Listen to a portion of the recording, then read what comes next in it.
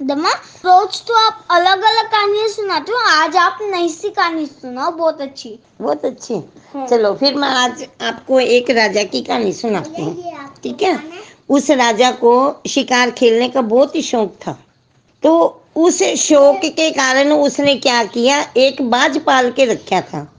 जब वो शिकार पर जाता तो उसके कुछ मंत्री भी साथ में होते थे और उसका बाज भी साथ में जाता था।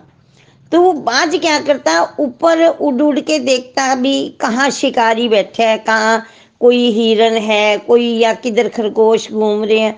मतलब वो बाज उसको बता देता राजा को भी, यहाँ पर आपका शिकार है और इसको आप शिकार बना लो। तो वो जो राजा था वो कहाँ गया, उसको बाज को लेके जंगल में चला गया। जंगल में गया तो वहाँ उस दिन बाज भी बहुत फिरता रहा, घूमता रहा, ऊपर ही ऊपर उड़ता रहा, लेकिन उसको कोई शिकार नजर में नहीं आया। तो बाज भी चुपचाप एक पेड़ के ऊपर बैठ गया और राजा भी थक गया भी, आज तो सारा दिन निकल गया, अपने को कोई शिकार ही नहीं मिला।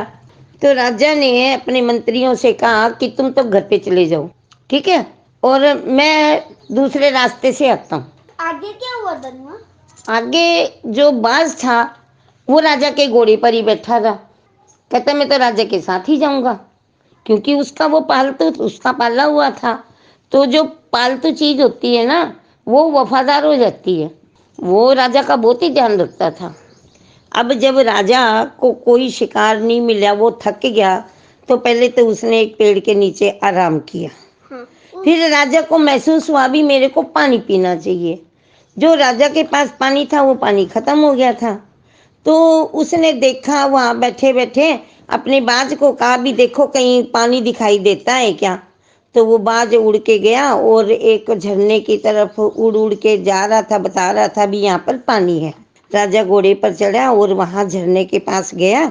झरने के पास गया तो देखा भी बड़ा साफ सुथरा पानी खूब बह रहा है, झरने से गिर रहा है। तो अब क्या था, राजा ने अपने थैले में से चांदी का प्याला निकाला और जब उसमें से पानी भरने लगा तो उसके हाथ से वो प्याला छूट गया। छूट गया तो वो पानी के साथ आगे बह गया। आगे बह गया तो राजा थोड़ी सी दूर तो उसके पीछे पीछे भाग गया भी मैं उसको प्याले को पकड़ लूं, पर वो प्याला तो हाथ में नहीं आया, पानी बहुत तेज था। वो का प्याला था पानी वाला पात्र, वो आगे बह गया। राजा फिर वहां चुपचाप बैठा देखता रहा। कहता ये पानी नीचा भी है, मैं तो पीऊंगा भी कैसे, मैं पी भी नहीं सकता। पर फिर उसने कोशिश करी भी एक और कोई चीज लेके, और जैसे ही वो पानी पीने के लिए होता, जो बाज उड़ के आता और उसके राजा के हाथ में झपट्टा मारता, उसमें पंजे मारता और उसका जो हाथ में पानी लिया हुआ होता वो नीचे गिर जाता।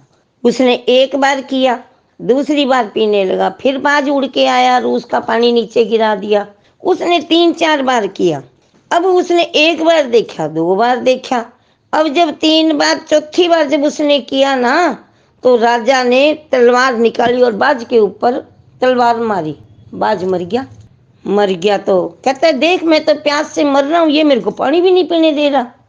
अब क्या था, अब राजा कहता है, राजा को बहुत अफसोस है, अभी मैंने गुस्से में आके बाज को मार दिया, वो तो मर गया। अब वो कहता है मैं थोड़ी सी दूर आगे जाके वहां पर नीचे से जगह है, वहां जाकर पानी पीता हूँ। वहां पर उसने क्या देखा, आगे गया तो देखा एक तो खरगोश मरा पड़ा है। आगे गया तो देखा एक सांप मरा पड़ा है। जो क्या कर रहे थे, पानी पीने के लिए आए थे, जैसे ही उन्होंने पानी पिया वो मर गए। अब राजा के समझ में बात आई, भाई जो तेरा बाज था वो तेरे को पानी क्यों नहीं पीने दे रहा था, क्योंकि ये पानी में जहर था, ये पानी जहरीला था, इसलिए वो बाज राजा को पानी नहीं पीने दे रहा था। भी राजा इस पानी को मत पीना। अब राजा ने गुस्से में आके बाज को मार दिया। अब राजा को बहुत पछतावा हुआ। वो कहता है मैंने गुस्से में आकर बिना सोचे समझे उसकी जान ले ली, ये मैंने बहुत गलत किया। तो बच्चों, कभी भी गुस्से में आकर कोई गलत कदम नहीं उठाना चाहिए। आगे से इस बात का ध्यान रखना।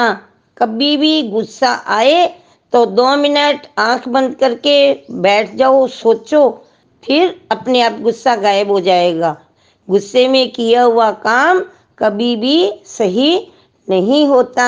तो बच्चों, कहानी कैसी लगी? अच्छी। थैंक यू, नमस्कार।